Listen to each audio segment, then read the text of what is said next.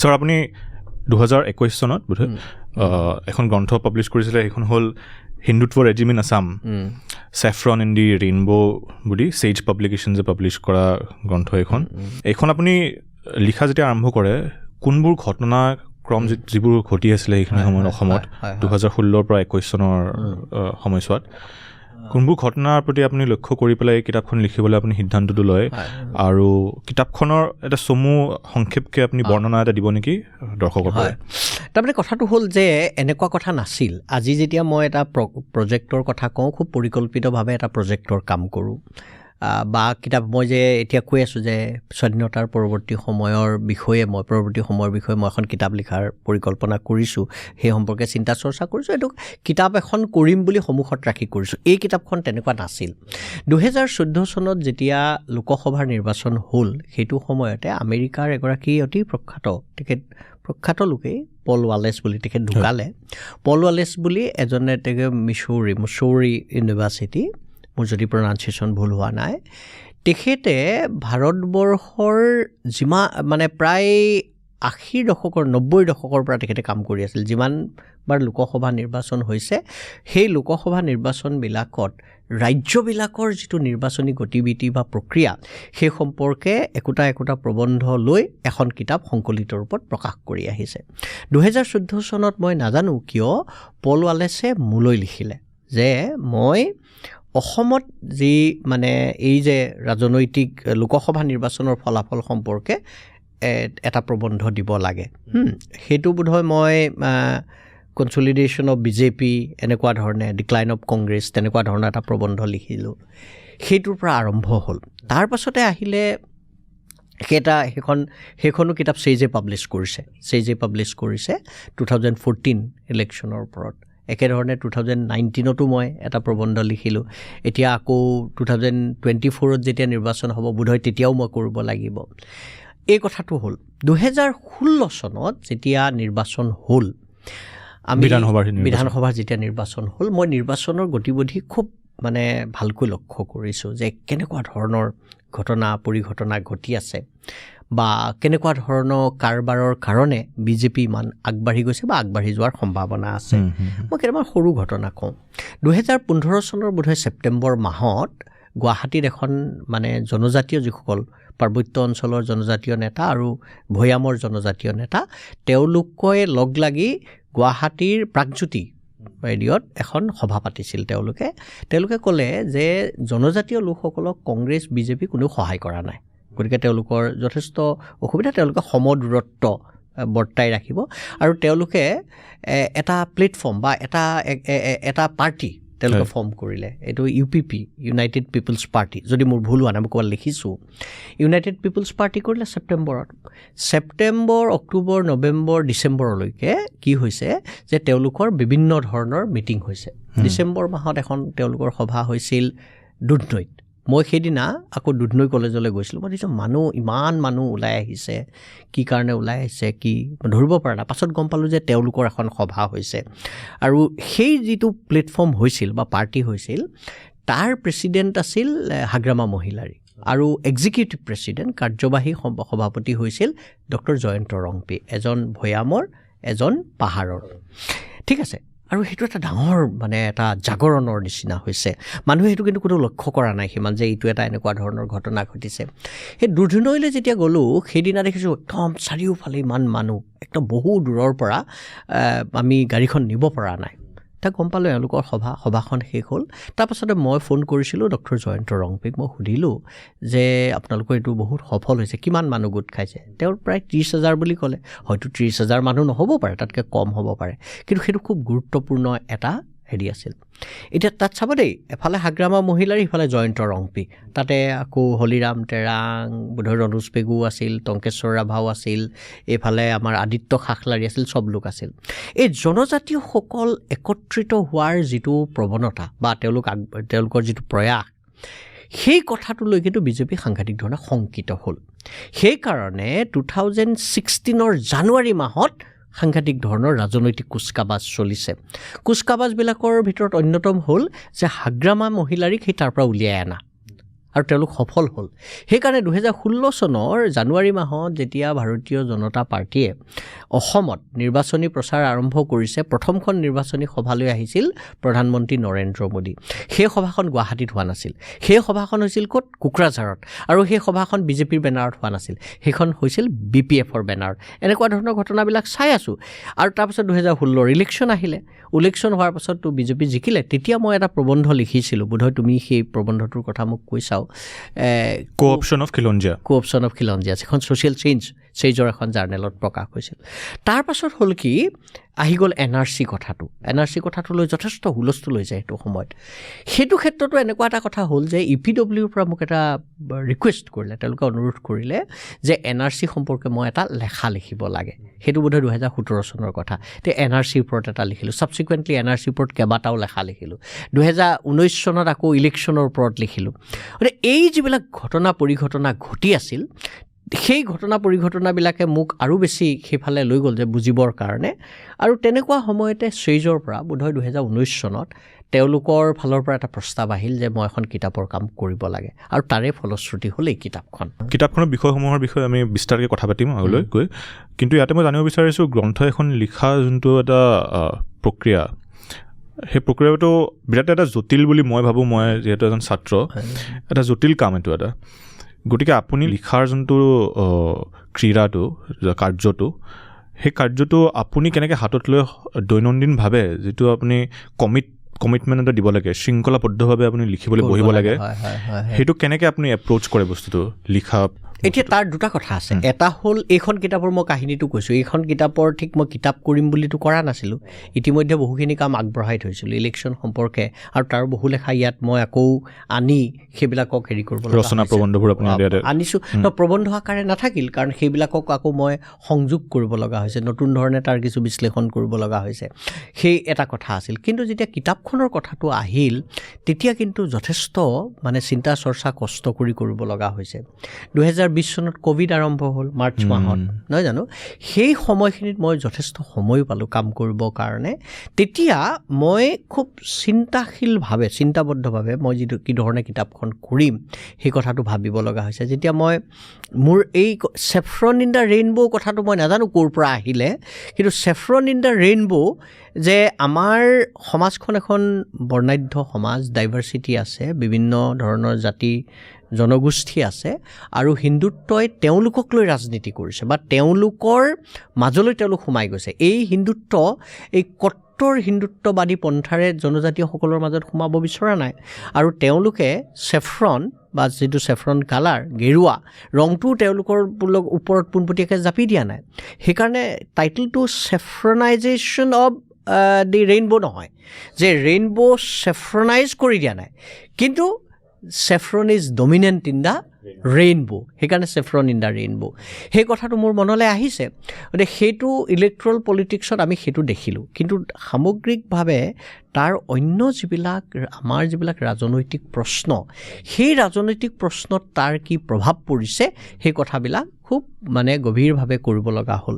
তাত দুটা প্ৰধান ইছ্যু আহিলে, আৰু সেইটো সময়ত ৰাজনৈতিক বিতৰ্ক সেইটো চলি আছে। এটা হ'ল NRC, নেশ্যনেল ৰেজিষ্টাৰ অফ চিটিজেন্স, আৰু 2 নম্বৰটো আহিলে মানে CAB টাৰ্ণ CAA, কেব টাৰ্ণ চিটিজেন্স এমেণ্ডমেণ্ট বিল টু চিটিজেন এমেণ্ডমেণ্ট এক্ট। এই সময়খিনি এটা মন কৰিবলগীয়া কথা। এইখিনি কিন্তু চলি থকা সময়, মানে মানে কণ্টেম্পৰৰী। এই সময়খিনিক লৈ এখন কিতাপ লিখা কিন্তু খুব জটিল, এইটো বৰ সহজসাধ্য কথা নহয়। আমি যেতিয়া এখন কিতাপ লিখোঁ, সাধাৰণতে আমি দীঘলীয়া এটা পৰিক্ৰমালৈ চাই কিতাপখন লিখোঁ। You have a very long historical perspective on date. এই কিতাপখন হ'ল কি, এইকাৰণে কিতাপখন তুমি যদি চোৱা, আমাৰ অধ্যাপক সমীৰ কুমাৰ দাস কলিকতা বিশ্ববিদ্যালয়ৰ, তেওঁ সেইখনক কৈছে যে মানে my book has brought back the tradition of Buranji. This is not history, this is Buranji. And what is Buranji? Buranji is কণ্টেম্পৰৰী history. একেবাৰে সমসাময়িক যিখিনি চলি আছে সেই সময়ৰ ইতিহাসেই হ'ল বুৰঞ্জী। মোৰ কিতাপখন তেনেকুৱা ধৰণৰ, মানে ইটছ এ কণ্টেম্পৰৰী হিষ্ট্ৰী, যিটো নকৰাৰ কাৰণে আমাৰ এতিয়া যথেষ্ট অসুবিধা হৈছে। আজি আমাৰ সেই কথাটো মই সদায় মনত ৰাখি কামটো কৰিছিলোঁ যে আজি গোপীনাথ বৰদলৈৰ বিষয় পিৰিয়ডটো আমাৰ বহুত আলোচনা হৈছে, কিন্তু গোপীনাথ বৰদলৈৰ পাছত বিষ্ণুৰাম মেধিৰ যিখিনি সময়, সেই সময় বা বিমলা প্ৰসাদ চলিহাৰ যিখিনি সময়, সেই সময়খিনি সম্পৰ্কে আমাৰ বিস্তৰ আলোচনা হোৱা নাই। পৰৱৰ্তী সময়ত অসম আন্দোলন আৰু আলফা সম্পৰ্কে বহুত আলোচনা হৈছে, কিন্তু আমি যদি লক্ষ্য কৰোঁ তেতিয়াহ'লে সেই যিটো পিৰিয়ড আছিল, সেই পিৰিয়ডটোৰ কিন্তু কণ্টেম্পৰেৰী হিষ্ট্ৰী নাই, আমাৰ সমসাময়িক সেইটো সময়ৰ বুৰঞ্জী নাই, নথকাৰ কাৰণে আমাৰ যথেষ্ট অসুবিধা হৈছে। এতিয়া সমস্যাটো হ'ল যে এনেকুৱা এখন কিতাপ যেতিয়া কণ্টেম্পৰেৰী হিষ্ট্ৰী লিখিবলগীয়া হয়, তেতিয়া তৎকালীন যিবিলাক ঘটনা ঘটি আছে সেইবিলাকৰ প্ৰতি চাই মই লিখিছোঁ, কিন্তু তাৰ যথেষ্ট তথ্য নাপাওঁ। এতিয়া ধৰা এনেকুৱা ধৰণৰ সেইটো সময়ত আমাৰ মুখ্যমন্ত্ৰীয়ে প্ৰধানমন্ত্ৰীলৈ কি চিঠি লিখিছিল আমিতো নাজানো, সেইটো বোধহয় আমি 30 বছৰ পিছত গম পাম। কিন্তু আজি গোপীনাথ বৰদলৈয়ে প্ৰধানমন্ত্ৰীলৈ কি চিঠি লিখিছিল, জৱাহৰলাল নেহেৰুলৈ জৱাহৰলাল নেহেৰুৱে গোপীনাথ বৰদলৈ কি লিখিছিল, বিষ্ণুৰাম মেধিয়ে কি লিখিছিল, বিষ্ণুৰাম মেধি আৰু তেওঁৰ গভৰ্ণৰৰ মাজত কি আলোচনা হৈছিল, সেইবিলাক আৰ্কাইভছত মই পাই যাওঁ। গতিকে এনেকুৱা এখন গ্ৰন্থ লিখা বহু সীমাবদ্ধতাও আছে, কিন্তু সীমাবদ্ধতা থাকিলেও আটাইতকৈ গুৰুত্বপূৰ্ণ কথাটো হ'ল এইটো, এই সময়ৰ গোটেই ঘটনা প্ৰবাহৰ লগত ময়ো জড়িত, গতিকে তাৰ যিটো গতিপ্ৰবাহ, সেই গতিপ্ৰবাহৰ যিটো জীৱন্ত ৰূপ, সেই জীৱন্ত ৰূপটো মই দেখিছোঁ আৰু ধৰি ৰাখিবলৈ চেষ্টা কৰিছোঁ। মই ভাবোঁ সেইটো এটা ইতিবাচক অৰিহণা। ছাৰ, আপুনি আপোনাৰ গ্ৰন্থখনত হিন্দুত্ব ৰেজিমেণ্ট আছামত আপুনি হিন্দুত্ব আৰু বিজেপিৰ উত্থান অসমৰ কথা আপুনি উল্লেখ কৰে তাতে, আৰু বিজেপিৰ তেওঁলোকৰ যোনটো আইডিঅ'লজি সেইটো কেনেকৈ অসমত প্ৰস্তুত কৰে তাৰ বিষয়ে আপুনি এটা প্ৰকাশ কৰে। তাৰ এটা অধ্যয়ন, এটা তীক্ষ্ণ আপুনি এটা অধ্যয়ন এটা প্ৰস্তুত কৰে। আৰু সেই সম্পৰ্কে মই আপোনাক সুধিবলৈ বিচাৰিছোঁ, হিন্দুত্বটো বিজেপিয়ে কোন ৰূপত অসমলৈ আনিছে? কাৰণ আমি যদি ৰাষ্ট্ৰ পৰ্যায়ত চাবলৈ খোজোঁ, ৰাষ্ট্ৰ পৰ্যায়ত তেওঁলোকে হিন্দী এটা যোনটো অভিমানৰ কথা কয় সিহঁতি। আজি আমি ৰাম মন্দিৰৰ ইনগৰেশ্যন হ'ল, সেইটো দেখিছোঁ আমি, ধাৰ্মিক ভাষিক এটা যোনটো তেওঁলোকৰ ৰাষ্ট্ৰীয়তাবাদ এটা আছে সেইটোৰ কথা আমি দেখিছোঁ।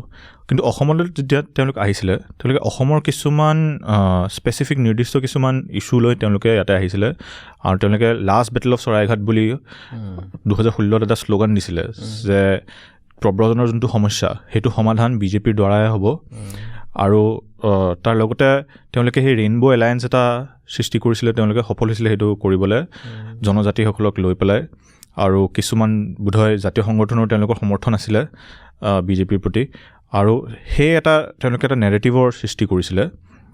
কিন্তু সেইটো এটা কণ্ট্ৰাডিকশ্যন নহয় জানো, হিন্দুত্ব যোনটো ৰাষ্ট্ৰ পৰ্যায়ৰ যোনটো হিন্দুত্ব বিজেপিৰ আইডিঅ'লজি আৰু অসমৰ পৰ্যায়ত সিহঁতৰ যোনবোৰ আদৰ্শ সেইবোৰ সিহঁতি অসমৰ ইছ্যুবোৰক লৈ পেলাই সিহঁতি এটা এডজাষ্ট কৰিছে। কিন্তু এইটো এটা মানে সিহঁতি যোনটো অসমৰ ইছ্যুবোৰ কৈছে সেইটো তাৰ আঁৰত সিহঁতি আচলতে ভিতৰত সিহঁতৰ হ'লেও সেই হিন্দুত্বৰ যোনটো এটা আগ্ৰাসী এটা ৰূপ সেইটো তাতে লুকাই আছে নেকি, যোনটো আমি বোধহয় আজি কিছু পৰিমাণে দেখিবলৈ পাইছোঁ। হয়, মই ভাবোঁ এই যিটো হিন্দুত্বৰ ৰাজনৈতিক উত্থান বা ৰাজনৈতিক সফলতা ভাৰতীয় জনতা পাৰ্টীৰ জৰিয়তে, সেই কথাখিনি যেতিয়া আমি আলোচনা কৰোঁ তেতিয়াহ'লে ভাৰতবৰ্ষৰ সমসাময়িক ৰাজনৈতিক যিটো অৰ্থনীতি, যিটো পলিটিকেল ইকনমি বুলি কওঁ, সেই কথাটো আমি লক্ষ্য কৰিব লাগে। আমি ধৰা 1990 চনত 91 চনত যেতিয়া ইকনমিক ৰিফৰ্মছ আহিলে, অৰ্থনৈতিক সংস্কাৰ আহিলে, তাৰ পৰৱৰ্তী সময়ৰ যিটো ৰাজনীতি বা যিটো ৰাজনৈতিক অৰ্থনীতি সেইটো যদি ভালকৈ বুজি নাপাওঁ, তেতিয়াহ'লে হিন্দুত্বৰ যিটো উত্থান বা হিন্দুত্বৰ যিটো কনচলিডেশ্যন, তেওঁলোকৰ যিটো প্ৰসাৰণ, সেই কথাটো আমি ভালকৈ বুজি নাপাম। অৰ্থনৈতিক সংস্কাৰে ইতিমধ্যে আমাৰ সাংবিধানিক যিটো সহমত আৰু প্ৰমূল্য সেইটোক ইতিমধ্যে কিছু পৰিমাণে আঘাত সানিছে। কাৰণ আমি আগতে কল্যাণকামী ৰাষ্ট্ৰৰ কথা কৈছিলোঁ যে ৰাষ্ট্ৰৰ সমৰ্থনত বা ৰাষ্ট্ৰৰ নিৰ্দেশত বা ৰাষ্ট্ৰৰ পৃষ্ঠপোষকতাত জনকল্যাণ সাধন কৰা হ'ব। কিন্তু লাহে লাহে দেখা গ'ল যে অৰ্থনৈতিক সংস্কাৰৰ পৰৱৰ্তী কালত সেই বস্তুটো নাইকিয়া হৈ গৈছে। কিন্তু সমান্তৰালভাৱে আৰু এটা ঘটনা ঘটিছে যে সাধাৰণ মানুহৰ মাজত নিজৰ অধিকাৰ সম্পৰ্কে সাংঘাতিক ধৰণৰ এটা জাগৰণ সৃষ্টি হৈছে। এফালে ৰাষ্ট্ৰই কৈছে সকলো বজাৰৰ হাতত এৰি দিম, অন্যফালে জনসাধাৰণৰ মাজত, সাধাৰণ মানুহৰ মাজত এটা সাংঘাতিক ধৰণৰ জনজাগৰণ হৈছে।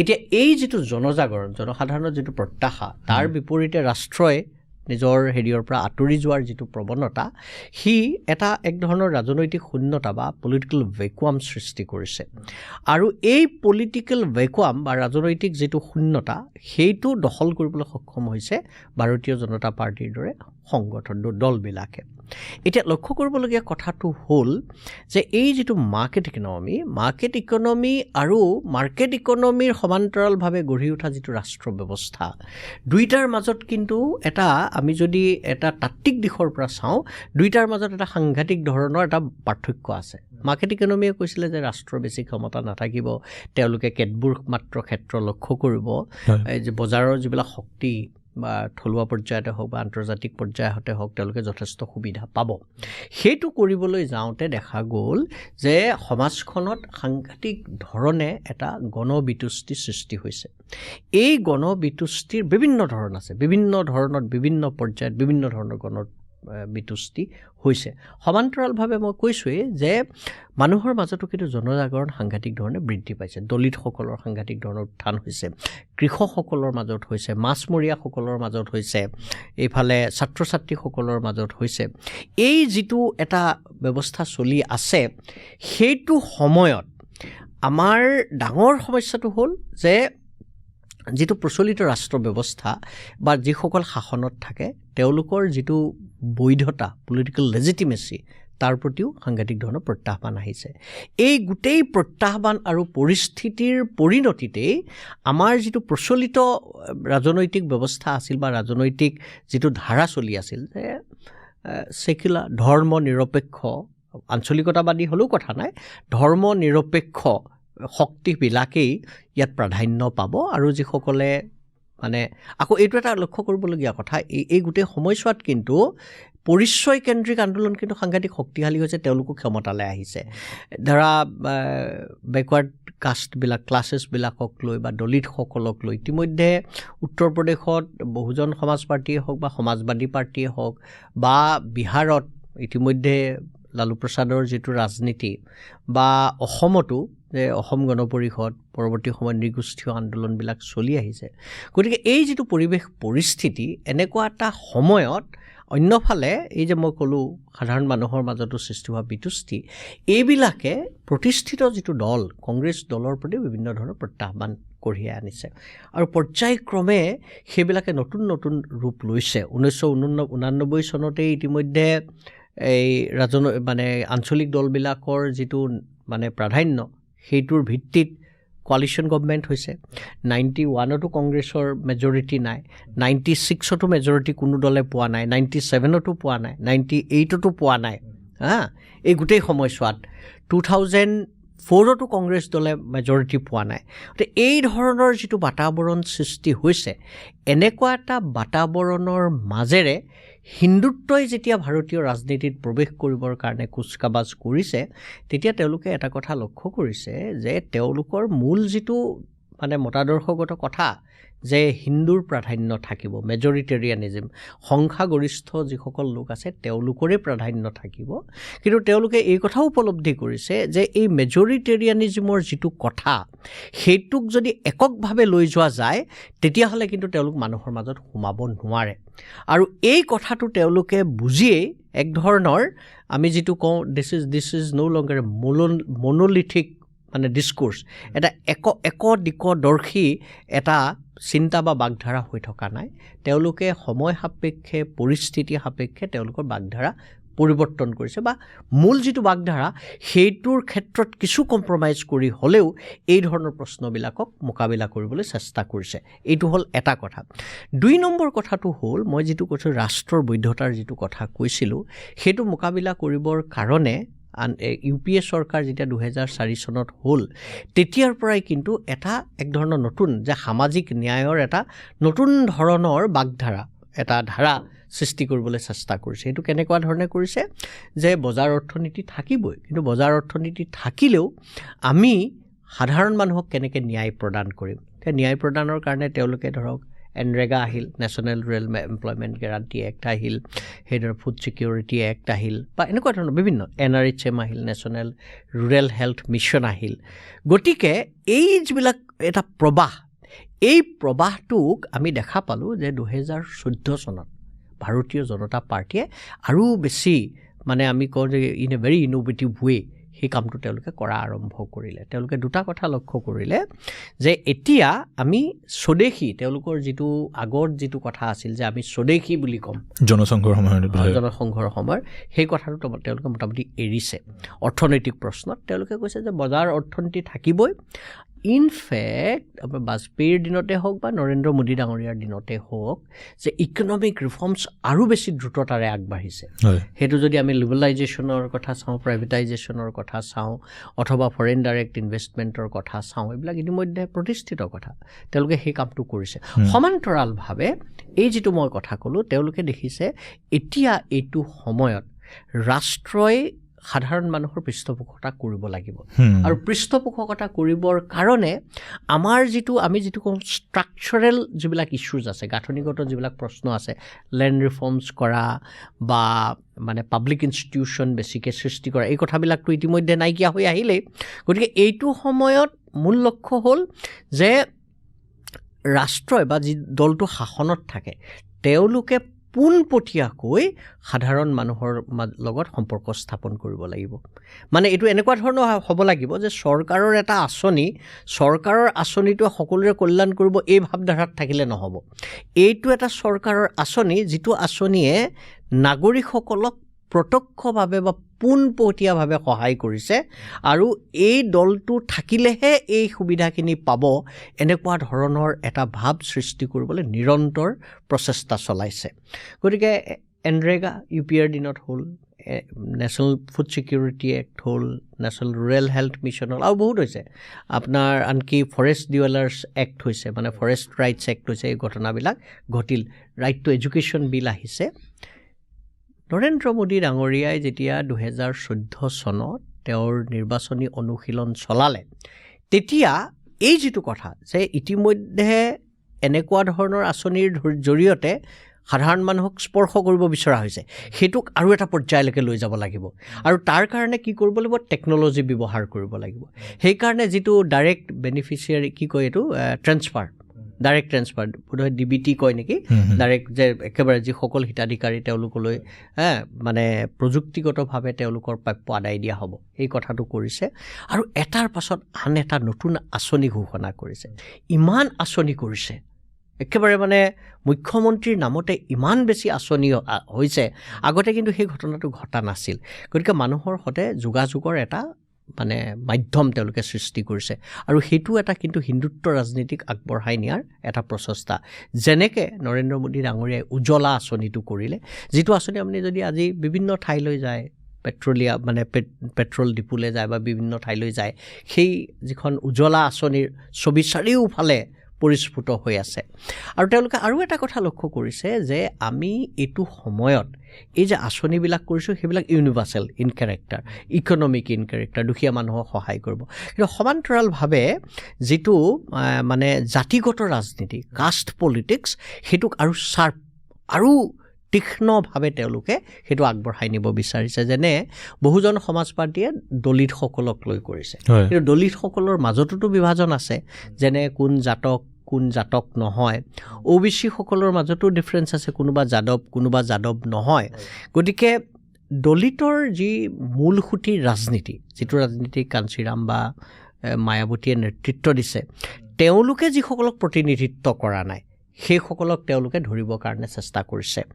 2 নম্বৰ একেই কথা যাদৱসকলৰ ক্ষেত্ৰত, যে আজি সমাজবাদী পাৰ্টীয়ে যেতিয়া তেওঁলোকে বেকৱাৰ্ড ক্লাছেছৰ ৰাজনীতি কৰিছে, তেতিয়া তেওঁলোকে যাদৱসকলে প্ৰাধান্য পাইছে। গতিকে যাদৱসকলে অযাদৱ যিসকল, নন যাদৱ যিসকল, তেওঁলোকক মানে স্পৰ্শ কৰিবৰ কাৰণে চেষ্টা কৰিছে। কেৱল সেয়ে নহয় যে আমাৰ সমাজখনত আজি LGBTQ যিসকল তৃতীয় লিংগ বুলি আমি কওঁ, সেই তৃতীয় লিংগৰ যিবিলাক মানে তেওঁলোকৰ যিসকল সমস্যা, সেই সমস্যাবিলাক যিটো ধৰণে আগবাঢ়ি আহিব লাগিছিল বা মানুহে যিটো ৰাষ্ট্ৰই গুৰুত্ব দিব লাগিছিল, দিয়া হোৱা নাই।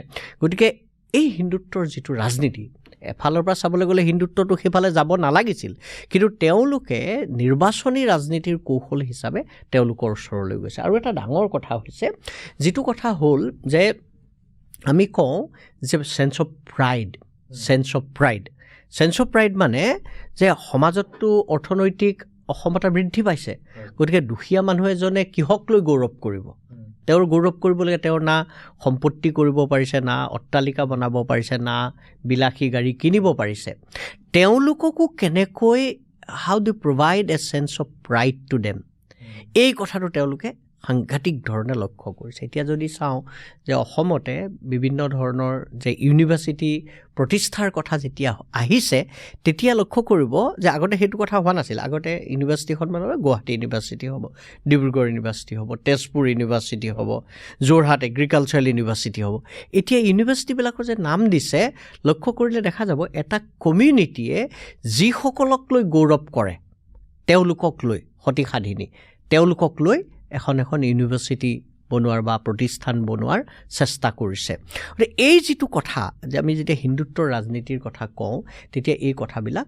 বুজি পোৱা উচিত এফালে কম্পিটিটিভ পপুলিষ্ট স্কিমছ অন্যফালে ৰিভাইভিং আইডেণ্টিটি প্ৰাইড যে যিটো পৰিচয়গত যিটো মৰ্যাদা বা গৌৰৱ সেইটোক তেওঁলোকে কেনেকৈ আগবঢ়াই নিব পাৰে সেই কথাটো চেষ্টা কৰিছে মই সামগ্ৰিকভাৱে ভাৰতবৰ্ষৰ গোটেই ৰাজনীতিতে হিন্দুত্বই তেনেকুৱা ধৰণৰ কাম কৰিছে মহিলাসকলৰ কথাটো তেওঁলোকে সাংঘাতিক ধৰণে গুৰুত্ব দিছে ইলেক্টৰেল বুথ মেনেজমেণ্ট যে বুথবিলাক তেওঁলোকে আমাৰ বহু সময়তে কিছুমান মানুহে ভোট দিবলৈ যায় কিছুমান মানুহে ভোট দিবলৈ নাযায় এতিয়া ভাৰতীয় জনতা পাৰ্টীৰ আৰু এটা লক্ষ্য হ'ল যে কোন মানুহে ভোট দিব নাযায় যে কিয় ভোট দিব নাযায় ভোট যিসকলে সাংঘাতিক ধৰণে সচেতনভাৱে দিয়ে তেওঁলোককতো তুমি একো বদলাব নোৱাৰা তেওঁলোকৰ পচন্দৰ কোনোবাই যদি ভাবে কংগ্ৰেছৰ মানে মতাদৰ্শত বিশ্বাস কৰে তেওঁলোকে কংগ্ৰেছতে ভোট দিব ঠিক সেইধৰণে যিসকলে বামপন্থাত বিশ্বাস কৰে তেওঁলোকে বামপন্থাত দিব আঞ্চলিকতাবাদত বিশ্বাস কৰা সকলে আঞ্চলিকতাবাদত দিব কিন্তু এনেকুৱা এচাম মানুহ আছে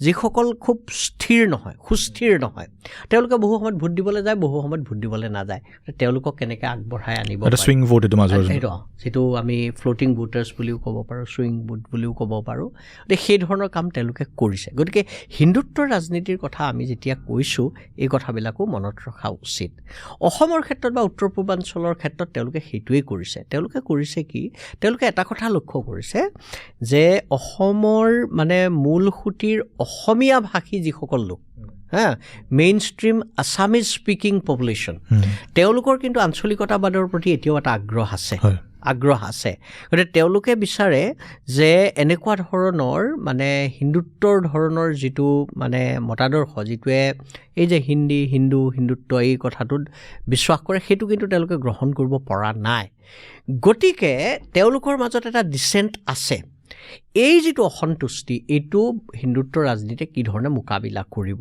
এইটো এটা লক্ষণীয় কথা হ'ল আৰু তেওঁলোকে তাৰ বাবে যিটো কাম কৰিছে তাৰ অন্যতম কথাটো হ'ল যে জনজাতীয়সকলক তেওঁলোকৰ পক্ষলৈ আনিবলৈ চেষ্টা কৰিছে যিসকল মানে যিবিলাক জনগোষ্ঠীক অসমীয়া মূলসুঁতি জাতীয়তাবাদে বৰ বেছি প্ৰাধান্য দিয়া নাই বা এটা তেওঁলোকক মানে য়ং ব্ৰাদাৰ্ছ এনেকুৱা ধৰণে ভাবে যেনে চাহ জনগোষ্ঠী এতিয়া চাহ জনগোষ্ঠীৰ জনসংখ্যা অত্যন্ত বেছি এতিয়া চাহ জনগোষ্ঠীক কিন্তু মূলসুঁতিৰ অসমীয়া জাতীয়তাবাদে কেতিয়াবা সহমৰ্মিতাৰে কেতিয়াবা সমবেদনাৰে চাইছে কিন্তু they have not given a sense of equality সমতাৰ যিটো কথা সেইটো তেওঁলোকক দিয়া নাই এতিয়া ভাৰতীয় জনতা পাৰ্টী দীৰ্ঘকাল ধৰি RSSে তেওঁলোকৰ লগত কাম কৰি আছে গতিকে ভাৰতীয় জনতা পাৰ্টীয়ে তেওঁলোকৰ মাজত সোমাবলৈ চেষ্টা কৰিছে আৰু আমি যোৱা কেইবছৰমানৰ যদি অসমৰ বাজেটবিলাক চাওঁ তেতিয়া দেখা পাওঁ যে চাহ জনগোষ্ঠীৰ কাৰণে তেওঁলোকে যথেষ্ট ধনৰ আবণ্টন দিছে এই এটা তেওঁলোকৰ ষ্ট্ৰেটেজি তাৰপাছত দেখা গৈছে অন্য যিবিলাক জনগোষ্ঠী জনজাতি আছে তেওঁলোকক নিজৰ পক্ষত আনিবলৈ চেষ্টা কৰিছে যেনে বড়োসকলৰ লগত তেওঁলোকৰ যিটো বুজাপৰা বা যি ধৰণৰ ৰাজনীতি তেওঁলোকে কৰিছে আৰু তেওঁলোকক কিছু পৰিমাণে মানে অগ্ৰাধিকাৰ দিয়াৰ সেইটো তেওঁলোকৰ প্ৰাপ্যও তেওঁলোকক সেইধৰণে অগ্ৰাধিকাৰ দিয়াৰ এটা চেষ্টা কৰিছে আৰু এটা কাম তেওঁলোকে কৰিছে যে ক্ষুদ্ৰ মানে সৰু বৰ সকলো ধৰণৰ জনগোষ্ঠীকে সময় সাপেক্ষে এটা মৰ্যাদা দিয়াৰ চেষ্টা কৰিছে যেতিয়া ধৰক আগতে আমি দেখিছোঁ কেতিয়াবা প্ৰধানমন্ত্ৰী আহিছে বা গৃহমন্ত্ৰী আহিছে যে মটক জনগোষ্ঠী সৰু জনগোষ্ঠী তেওঁলোকৰো লিডাৰজনক আনি ষ্টেজত থিয় কৰাইছে বা বহিবলৈ দিছে এই যিবিলাক মানে পপুলিষ্ট ষ্ট্ৰেটেজিজ সেইবিলাক এইবিলাকৰ ক্ষেত্ৰত কিন্তু ভাৰতীয় জনতা পাৰ্টি বহু আগবাঢ়ি গৈছে আৰু তেওঁলোকে সেই কামটো কৰি এই যে মই কৈছোঁ কোপটিং খিলঞ্জিয়াছ বুলি যিটো কথা কৈছিলোঁ তেওঁলোকে সেই কামটো কৰিবলৈ চেষ্টা কৰিছে মই ভাবোঁ তাৰ অৰ্থ এইটো নহয় যে তেওঁলোকৰ যিটো মূল এজেণ্ডা যে হিন্দুত্বৰ যিটো এজেণ্ডা সেইটো তেওঁলোকে কিন্তু নাকচ কৰা নাই যেনেকৈ মানে CAA চিটিজেনশ্বিপ এমেণ্ডমেণ্ট এক্টখন যে হ'ল তাত কিন্তু হিন্দুত্বৰ মূল যিটো দৰ্শন যে হিন্দুসকল আমাৰ ইয়াত থকাই নহয় যদি বিদেশত থকা হিন্দুসকলো নিপীড়িত হৈছে তেওঁলোকক অগ্ৰাধিকাৰৰ ভিত্তিত আমি তেওঁলোকক পৃষ্ঠপোষকতা দিব লাগিব সেই কথাটো কিন্তু চলি আছে মই সেইকাৰণে ভাবোঁ হিন্দুত্বৰ যি ৰাজনীতি অসমতে হওক বা ভাৰতবৰ্ষৰ বিভিন্ন প্ৰান্ততে হওক তিনিটা ধৰণে চলি আছে তিনিটা খুব গুৰুত্বপূৰ্ণ সমান্তৰালভাৱে চলি আছে এক তেওঁলোকৰ হিন্দুত্বৰ যিটো মূল দৰ্শন হিন্দু ৰাষ্ট্ৰই কওঁ ৰাম ৰাজ্যই কওঁ মন্দিৰেই কওঁ সেইটো কিন্তু তেওঁলোকে কম্প্ৰমাইজ কৰা নাই তেওঁলোকে সেইটো চলাই আছে যেনে কামাখ্যা মন্দিৰক যি ধৰণে গুৰুত্ব দিছে আৰু মানে হিন্দুৰ এটা পীঠ হিচাপে প্ৰতিষ্ঠা কৰিবলৈ তেওঁলোকে যথেষ্ট মানে চেষ্টা অব্যাহত ৰাখিছে সেইটো ৰাখিছে তেওঁলোকে কিন্তু সমান্তৰালভাৱে দুটা কাম কৰিছে এটা হ'ল যে পপুলিষ্ট স্কিমৰ কথা কৈছোঁ সেইটো আৰু 2 নম্বৰ ইয়াৰ যিটো জনবিন্যাস ডেমোগ্ৰাফিক যিটো কম্পজিশ্যন তাৰ প্ৰতি লক্ষ্য ৰাখি যিসকলে তেওঁলোকক সমালোচনা কৰে বা যিসকলে হিন্দুত্ব ৰাজনীতি মানি নচলে তেওঁলোকৰ বিপৰীতে থকা অন্য জাতি জনগোষ্ঠীক তেওঁলোকৰ নিজৰ মাজলৈ আনিবলৈ যৎপূৰ নাস্তি চেষ্টা কৰিছে এইবোৰ প্ৰক্ৰিয়াই অসমৰ সামাজিক গাঁথনিক কেনেধৰণে ইম্পেক্ট কৰিব কেনেধৰণে পৰিৱৰ্তন ঘটাব অসমৰ সামাজিক গাঁথনিক আৰু ইয়াৰ ফলস্বৰূপে বিজেপিৰ যোনটো এজেণ্ডা হিন্দুত্বৰ এজেণ্ডা যোনটো আপুনি কথা ক'লে সেইটো সফল হ'বনে অসমৰ কাৰণ অসমত এতিয়াও আঞ্চলিকতাবাদৰ এটা আগ্ৰহ এটা আছে নাথাকা নহয় যদিও বোধহয় সাংগঠনিকভাৱে অলপ আগত তুলনামূলকভাৱে আগতকৈ অলপ দুৰ্বল হৈছে বা ৰাষ্ট্ৰীয়তাবাদৰ ঢৌৱে অলপ সেই যোনটো সবলতা সেই সবলতাটোক অলপ নিম্ন কৰি তুলিছে কিন্তু আজিও আগ্ৰহটো আছে অসমৰ লোকৰ প্ৰতি আৰু অসমৰ যোনটো ৰাজনীতি ভাৰতীয় ৰাষ্ট্ৰ ব্যৱস্থাৰ লগত যোনটো এটা সম্পৰ্ক সেই সম্পৰ্কটো সদায় এটা কমপ্লিকেটেড হৈ আছিলে এটা জটিল এটা সম্পৰ্ক আছিলে আমাৰ আগৰে পৰা স্বাধীনতাৰ দিনৰ পৰা কিন্তু গতিকে এইবোৰ যদি কথা আমি চাওঁ আৰু যিহেতু ভাৰতীয় ৰাষ্ট্ৰ ব্যৱস্থা আৰু হিন্দুত্ব আজি একদম এটা মানে এলায়েন্স এটা সৃষ্টি হৈছে মানে মোদী চৰকাৰৰ দ্বাৰা সেই আৰু তেওঁলোকৰ যোনবোৰ পলিচি আজি ৰাষ্ট্ৰ স্তৰত ৰয় আৰু তাৰে মূল এজেণ্ডাবোৰ যোনবোৰ হিন্দুত্বৰ প্ৰতি CAAৰ কথা হওক ৰাম ৰাজ্যৰ কথা উত্থাপন কৰে তেওঁলোকে সেইবোৰ সফল হ'বনে অসমত আৰু হ'লে কেনেধৰণে ইম্পেক্ট কৰিব সামাজিক গাঁথনি মই ভাবোঁ এইটো এটা অতি জটিল প্ৰশ্ন আমি এই মুহূৰ্ততে হ'বনে নহয় ক'ব নোৱাৰোঁ মই এটা কথা কৈছোঁ যে হিন্দুত্বৰ এজেণ্ডাটো তেওঁলোকে কিন্তু এৰি দিয়া নাই আৰু হিন্দুত্বৰ ৰাজনীতিৰ এটা অন্যতম গুৰুত্বপূৰ্ণ কথা হ'ল যে এনেকুৱা ধৰণৰ যিবিলাক শক্তি আহে সকলোৰে ক্ষেত্ৰত সেইটো প্ৰযোজ্য যে আচলতে তেওঁলোকে ৰাজনীতি কৰিছে কিহৰ নামত সভ্যতাৰ নামত চিভিলাইজেশ্যন গতিকে এটা চিভিলাইজেশ্যনৰ কথা যেতিয়া কৈছে এই চিভিলাইজেশ্যনটো তেওঁলোকে সকলো সেই চিভিলাইজেশ্যনত আছে এই কথাটো কোৱা নাই তেওঁলোকে they have also' been constantly trying to manufacture the enemy যালৈ শিলগুটি এটা মানে ৱাল এখন আছে মানে যাক তুমি চিনাক্ত কৰিব পৰা যে আমাৰ যিটো সভ্যতা নিৰ্মাণ আৰু সভ্যতা বৰ্তাই ৰখাৰ যিটো শক্তি তাৰ বিপৰীতে কিছু শক্তি আছে এই কথা তেওঁলোকে এৰি দিয়া নাই আৰু সেইটো কিন্তু তেওঁলোকে আকৌ নতুন ধৰণে নিৰ্মাণ কৰিছে সামগ্ৰিকভাৱে ভাৰতবৰ্ষত তেওঁলোকে যিটো বাগধাৰা সৃষ্টি কৰে যে মুছলমানসকলেই আচলতে ভাৰতীয় যিটো প্ৰাচীনকালীন ভাৰতীয় যিটো সভ্যতা সেই সভ্যতাৰ বিৰুদ্ধে যিসকলে প্ৰতিৰোধ সৃষ্টি কৰিছে সেইবিলাকৰ ভিতৰত মুছলমান বুলি কয় কিন্তু অসমৰ ক্ষেত্ৰত দেখা গৈছে যে মুছলমানৰ এটা দুটা প্ৰকৃতি দুটা ভাগ কৰিছে তেওঁলোকে যে খিলঞ্জীয়া মুছলমান আৰু মানে প্ৰব্ৰজনকাৰী মুছলমান এই ধৰণৰ এটা বিভাজন আনিছে আৰু আমি যোৱা সময়ছোৱাত অসম বিধানসভাৰ বিতৰ্কতো দেখিছোঁ এই কথাটো খুব স্পষ্টকৈ কৈছে যে আমাৰ যিসকল খিলঞ্জীয়া মুছলমান আচলতে তেওঁলোকে মুছলমান তেওঁলোক আছিল নে দে কনভাৰ্টেড মুছলিমছ তেওঁলোকক মুছলমান হ'বলৈ বাধ্য কৰোৱা এনেকুৱা ধৰণৰ বাগধাৰাও আহিছে গতিকে এই যিটো কথা যে সমাজ এখনত যে এই যে দুটা সভ্যতাৰ যে এটা সভ্যতাৰ ৰক্ষক আৰু সভ্যতাৰ প্ৰতি প্ৰত্যাহ্বান সৃষ্টি কৰা এটা শক্তি এই কামটো তেওঁলোকে ৰাজনৈতিকভাৱে কামটো কৰি আছে অন্যথা যদি চৰকাৰী আঁচনিৰ ফালে চাওঁ যে আজিতো সংখ্যালঘু ছাত্ৰ ছাত্ৰীসকলৰ কাৰণেও বহু আঁচনি গ্ৰহণ কৰিছে গতিকে এটা কিন্তু বাগধাৰা তেওঁলোকে চলাই ৰাখিছে। কিন্তু কথাটো হ'ল যে এই বাগধাৰাটোৱেই তেওঁলোকৰ কাৰণে পৰ্যাপ্ত নহয়। সেইকাৰণে এই যে পপুলিজিম স্কিমৰ কথা কৈছোঁ, তেওঁলোকে এইটো যথেষ্ট আগবঢ়াই নিছে। এতিয়া যিটো মূল প্ৰশ্ন তুমি উত্থাপন কৰিলা যে বৃহত্তৰ সমাজত তাৰ কেনেকুৱা ধৰণৰ প্ৰভাৱ পৰিব, বৃহত্তৰ সমাজত তাৰ প্ৰভাৱ পৰিব। ৰাজনৈতিকভাৱে যেতিয়া কোনোবাই এই কথাখিনি কৈ থাকে, তৎকালীনভাৱে হয়তো মানুহে বিশ্বাস নকৰিব পাৰে, এওঁলোকে কৈছে ৰাজনীতিৰ নামত কৈছে, কিন্তু দীৰ্ঘকালীন সময়ত এটা কৈ থকা কথা এটা সত্যলৈ পৰিণত হয়। তুমি যদি এটা কথা সদায় কৈ থাকা, আমি যদি সদায় কৈ থাকোঁ যে মিয়াসকলেই আমাৰ জাতিটোৰ কাৰণে প্ৰধান প্ৰত্যাহ্বান, আজি মই বিশ্বাস নকৰিব পাৰোঁ বা তুমি বিশ্বাস নকৰিব পাৰে, কিন্তু সেইটো যদি সদায় প্ৰচাৰ হৈ থাকে, এটা সময়ত we become the reluctant believer in that. আমি খুব ভিতৰৰ পৰা বিশ্বাস নকৰিলেও আমি বিশ্বাস কৰিবলৈ বাধ্য হওঁ। গবেল যে কৈছিলে বোধহয় এইটো কথা। হয়, এইটো হয়ে নেকি এনেকুৱা ধৰণৰ এটা কথা। যদি আমাৰ হাতত একো তথ্য নাই, আমি সেইটো বিশ্বাস কৰিবলৈ গুচি যাওঁ। এতিয়া কথাটো হ'ল যে সেইটো যদি বিশ্বাসৰ পৰ্যায়লৈ গুচি যায়, কিছু পৰিমাণে গৈছে, আমাৰ সমাজখন এতিয়া এনেকুৱা যে তাৰ কিন্তু এতিয়া ডেমোগ্ৰাফিক কম্পজিশ্যনটো এটা বিশেষ জনগোষ্ঠীয়ে নিয়ন্ত্ৰণ কৰাত নাই, কোনো অঞ্চলতে নাই। আজি যদি আমি বৰপেটা বা ধুবুৰীৰ ভিতৰৰ অঞ্চললৈ যাওঁ, এনেকুৱা ধৰণৰ ঘটনা ঘটিছে যে আগতে সেই কথাটো তেনেকৈ নাছিল। আজি যে ৰিক্ৰুইটমেণ্টবিলাক হৈছে, মই নিজেও বহুত কলেজলৈ গৈছোঁ। আজি ধৰা বৰপেটাৰ একেবাৰে পূৰ্ববংগীয় মুছলমান অধ্যুষিত অঞ্চলত শিৱসাগৰৰ আহোম ল'ৰা এটা আছে, বা তিনিচুকীয়াৰ ছোৱালী এজনী আছে, কাৰণ OBC কেটেগৰীত তেওঁলোকৰ হেৰি হৈছে নহয়। এতিয়া এই কথাবোৰে এটা চেক এণ্ড বেলেঞ্চ হিচাপে কাম কৰিছে, যে যিসকলে ধৰা এই কথাবিলাক বিশ্বাস কৰিলেও যেতিয়া নিজৰ কথাটো ভাবিছে, মোৰ ল'ৰাটো দেখোন সেই মানুহখিনিৰ মাজত আছেগৈ, যে এই যে কথাবিলাক চেক এণ্ড বেলেঞ্চ, ইন আদাৰ ৱৰ্ডছ, যে চৰকাৰে যিবিলাক কাম কৰি আছে নিযুক্তিৰ নামত, নিযুক্তি বৃহৎ পৰিসৰত হৈছে, এইটো আমি অস্বীকাৰ নকৰোঁ। সেই নিযুক্তি যিটো প্ৰক্ৰিয়া, নিযুক্তি প্ৰক্ৰিয়াত কিন্তু তেওঁলোকে ধৰ্মভিত্তিক নিযুক্তি প্ৰক্ৰিয়াটো কৰিব নোৱাৰে, অৰ্হতাৰ ভিত্তিত কৰিব লাগিব। যেতিয়ালৈকে অৰ্হতাৰ ভিত্তিত এই নিযুক্তিটো হৈ থাকিব, তেতিয়া দেখা যাব যে তিনিচুকীয়া বা ডিব্ৰুগড় বা লখিমপুৰৰ ল'ৰা ছোৱালী আহি একেবাৰে পূৰ্ববংগীয় মুছলমান অধ্যুষিত বৰপেটা বা এনেকুৱা যিবিলাক জেগা আছে, ধুবুৰী বা এনেকুৱা ভিতৰুৱা কলগাছিয়া, এই অঞ্চলত চাকৰি বাকৰি কৰিবলৈ যাব, নহয়নে?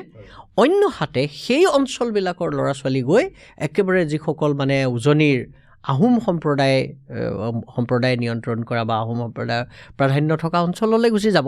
এই যিটো এই এক্সচেঞ্জটো যেতিয়ালৈকে চলি থাকিব, তেতিয়ালৈকে হিন্দুত্বৰ যিটো আগ্ৰাসী ৰূপ, সেই আগ্ৰাসী ৰূপটো কিছু পৰিমাণে স্তিমিত হৈ থাকিব। সেইটো এটা কথা। 2 নম্বৰ কথাটো হ'ল, যেতিয়ালৈকে আমাৰ পাব্লিক ইনষ্টিটিউশ্যনবিলাক, আজি গুৱাহাটী বিশ্ববিদ্যালয়, ডিব্ৰুগড় বিশ্ববিদ্যালয় বা যিবিলাক বিশ্ববিদ্যালয় আছে, বিশেষকৈ গুৱাহাটী বিশ্ববিদ্যালয়, আজি গুৱাহাটী বিশ্ববিদ্যালয় আমি যদি জনগাঁথনি চাওঁ, ডেমোগ্ৰাফিক কম্পজিশ্যন চাওঁ, তেতিয়াহ'লে চব সম্প্ৰদায়ৰ মানুহ আছে, গতিকে ইয়াত যদি মানে এইটো যদি কেনেবাকৈ সেই তেনেকুৱা ধৰণৰ কমপ্লিট পোলাৰাইজেশ্যনলৈ গুচি যায়, তেতিয়া আমাৰ বিপদ হ'ব। কিন্তু এতিয়া অন্ততঃ এই মুহূৰ্তলৈকে সেই পোলাৰাইজেশ্যনলৈ যাব নোৱাৰে, কাৰণ যিটো মানে নিযুক্তি বা যিটো নামভৰ্তিৰ প্ৰক্ৰিয়া, সেই নামভৰ্তিৰ প্ৰক্ৰিয়াটো কিন্তু অৰ্হতাৰ ভিত্তিতে হৈ আছে। মই ভাবোঁ সেইকাৰণে আমি যথেষ্ট আমাৰ আশংকা হয়, কাৰণ চিপাঝাৰ বা সেইটো অঞ্চলত যেনেকুৱা ধৰণৰ ঘটনা ঘটিছিল, এইবিলাকে আমাৰ ব্যাপক ক্ষতি কৰিব, কিন্তু সমান্তৰালভাৱে কিছু চেক এণ্ড বেলেঞ্চ কিন্তু এতিয়ালৈকে আছে।